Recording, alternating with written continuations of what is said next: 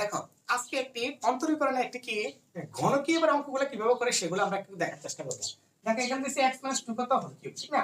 এখানে ddx কত x 2 whole cube আসলে x 2 এটাকে এ ধরে ভিতরে কি a কিউব b কিউব সূত্র করলে কত x কিউব মাইনাস কত 5 cos x স্কয়ার কত ইনটু কি b প্লাস কত 5 কত x ইনটু কত 2 স্কয়ার, ঠিক না? প্লাস মাইনাস কত b কিউব মাইনাস কত b কিউব মানে কত 8। আচ্ছা এখানে যদি আমরা কি ddx লিখি তাহলে কি পাচ্ছি কত x কিউব কত দ্বিগুণ কত 6, ঠিক না? 6 কত x স্কয়ার। আচ্ছা এখানে 2 স্কয়ার মানে 4, 4 এর সাথে 3 গুণ করলে কত 3 4 কত 12 কত x মাইনাস কত 8। এই হচ্ছে কি তোমার কি আগে সূত্রটা অ্যাপ্লাই করবে। সূত্র অ্যাপ্লাই করার পরে এখানে কয়টা পদ আছে? একটা দুইটা তিনটা চারটা, চারটা পদকে চারবার আলাদা কি অন্তরীকরণ করব। তো আলাদা অন্তরীকরণ করলে ddx কত x cube b cube minus কত 6 ইনটু কত ddx কত x স্কয়ার। আচ্ছা তোমার প্লাস এর কত 12 ইনটু কত ddx বাই কত x। আচ্ছা মাইনাস কত 8। এখন যদি আমরা কিউব সূত্র করে তাহলে 3d কত x স্কয়ার মাইনাস কত এটাকে করলে কত 12 কত কি x প্লাস এর কত এখানে কত শুধু 12 আর এখানে কত এখানেও লেখা লাগবে। হ্যাঁ ddx কত ইনটু কত 8।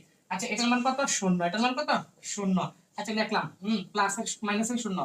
এখন এখানে যদি বলি 3 কত x স্কয়ার মাইনাস কত 12 কত x প্লাস কত 12, এটা হচ্ছে আমার কি রেজাল্ট। আশা করি বুঝতে পারছি অন্তরীকরণ অঙ্কগুলো। আল্লাহ হাফেজ।